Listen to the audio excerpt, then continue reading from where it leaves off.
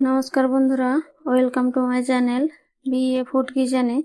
আজকে বানাবো ফুলকপির চপ রেসিপি। এই রেসিপিটা ঘরে থাকা কিছু উপকরণ দিয়েই বানানো যায়, আর হাতে মাত্র 10 মিনিট সময় থাকলেই এই রেসিপিটা ঝটপট বানিয়ে চায়ের সাথে খেতে পারবেন। একটা লাইক দিয়ে সম্পূর্ণ রেসিপিটা দেখার অনুরোধ রইল। এখানে আমি নিয়েছি ফুলকপি। একটা ফুলকপির আমি এখানে হাফটা নিয়েছি, আপনারা আপনাদের পরিমাণ মতো নিয়ে নেবেন। এবারে আমি এখানে নিয়েছি একটা গ্রেটার, ছোট এখানে গ্রেটার নিয়েছি। গ্রেটার সাহায্যে আমি এটা গ্রেট করে নেব। আপনারা চাইলে এখানে ডাঁটাটা ফেলে দিতে পারেন, তবে আমি এখানে ডাঁটাটাও সমেত এখানে গ্রেট করে নিচ্ছি, কারণ ডাঁটাটা খুবই নরম, সিদ্ধ হয়ে যাবে। আপনারা চাইলে চাকুর সাহায্যে এইভাবে ছোট ছোট করে কুচি করে নিতে পারেন। আমার পুরো ফুলকপিটা এখানে গ্রেট করা হয়ে গেছে। এবারে দিয়ে দিচ্ছি এখানে সামান্য পরিমাণে পেঁয়াজ কুচি। এখানে পেঁয়াজ কুচিটা যদি না দিতে চান তাহলে এখানে আদা কুচি ব্যবহার করতে পারেন। এবারে দিয়ে দিচ্ছি এখানে ধনেপাতা কুচি, সামান্য পরিমাণে লবণ, দিয়ে দিচ্ছি হলুদের গুঁড়ো সামান্য পরিমাণে, লঙ্কার গুঁড়ো সামান্য পরিমাণে, আর দিয়ে দিচ্ছি এখানে হাফ চামচ গোটা জিরে, আর দিয়েছি এখানে সাদা তিল হাফ চামচ। এবারে দিয়ে দিচ্ছি এখানে 2 চামচ কর্নফ্লাওয়ার, আর দিয়ে দেবো এখানে আমি বেসন।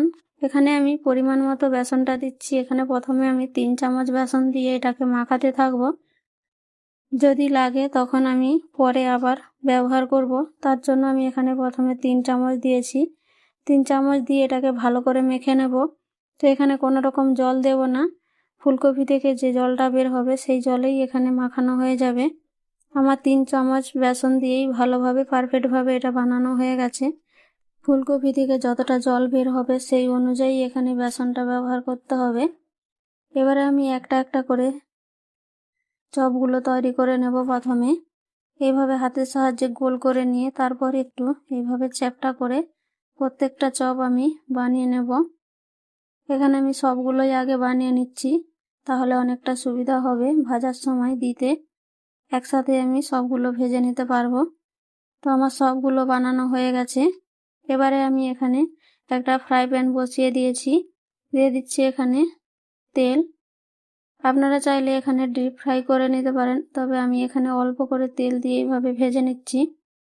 গ্যাসের ফ্লেমটা মিডিয়াম করে তেলটা হালকা করে গরম করে একে একে আমি চপগুলো দিয়ে দেব। এবারে এক সাইডটা লাল হয়ে গেলে আরও এক সাইডটা উল্টে দেব ভাজার জন্য। এবারে উল্টে পাল্টে এগুলোকে ভালো করে গ্যাসের ফ্লেমটা এখানে মিডিয়াম রেখেই ভেজে নিতে হবে। গ্যাসের ফ্লেম মিডিয়াম না রাখলে কপিগুলো কিন্তু সিদ্ধ হবে না, আর গ্যাসের ফ্লেমটা এখানে হাই করে দিলে তাড়াতাড়ি লাল হয়ে যাবে।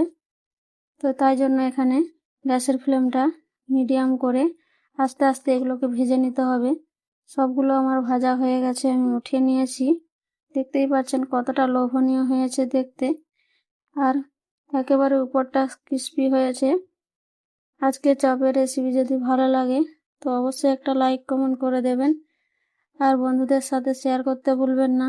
নতুন বন্ধু হয়ে থাকলে চ্যানেলটাকে সাবস্ক্রাইব করে আমার পাশে থাকবেন। শেষ পর্যন্ত দেখার জন্য অসংখ্য অসংখ্য ধন্যবাদ।